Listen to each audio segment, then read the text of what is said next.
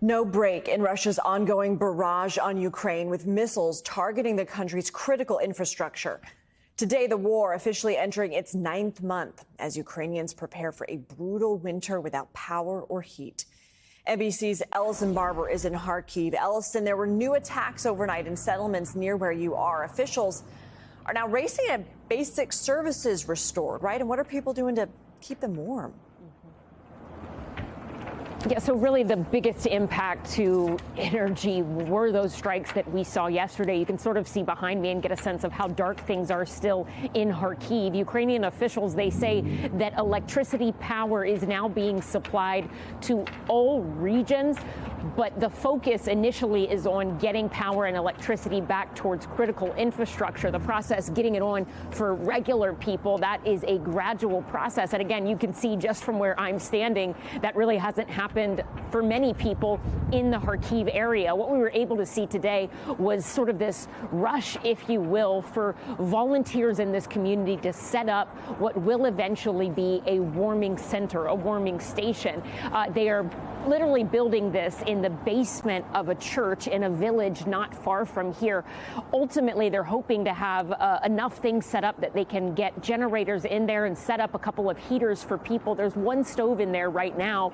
But even though this is called a warming center, it is a place for people to seek refuge when there are blackouts like this. And the anticipation is that there will be a lot more of them throughout the winter months. The people that we spoke to there today, they said ultimately the goal is not necessarily for these stations, these centers to be warm, but just for it to be bearable, almost room temperature. It's not really about comfort in these places. It's just about surviving. And that's what many Ukrainians are having to prepare for. They're already having to prepare for it right now. And the blackouts from yesterday's barrage of missiles, it's impacted some of that work to get things ready to help people at warming center stations like the one we saw today. Listen to what one volunteer told us about the impact the blackouts have had just on their efforts to get supplies here. Listen.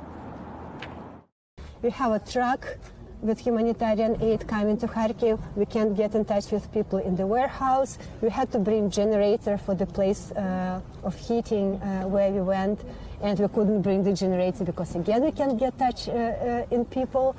So everything is being rescheduled permanently. We just have to get used to it. It's a mess.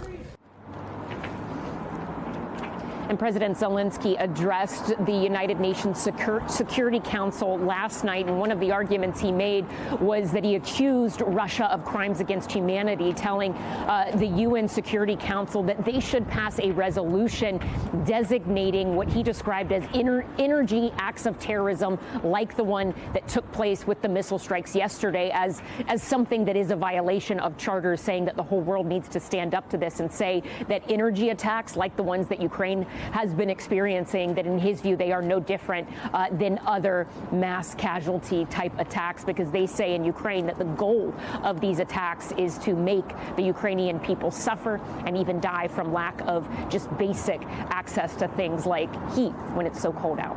And Ellison, I know that you've been reporting on the fact that this could lead to another refugee crisis. Have you noticed a lot of people packing up and getting out of there? You know, we were at a apartment today that is a dormitory for internally displaced people, and they already had about 120 people there. Most of the people had come in the last month or so, but what they told us was they were expecting to get another group of people in today. So we're certainly already seeing the impacts of some of this. That number, the big number that we'll see what happens in the coming months, but that the World Health Organization has predicted is they say they think 2 to 3 million Ukrainians are going to be forced to leave their homes this winter because they need to get somewhere safer, largely because of the lack of electricity, lack of heat, and the winter weather.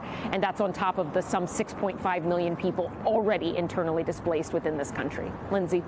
All right, Ellison Barber, thank you.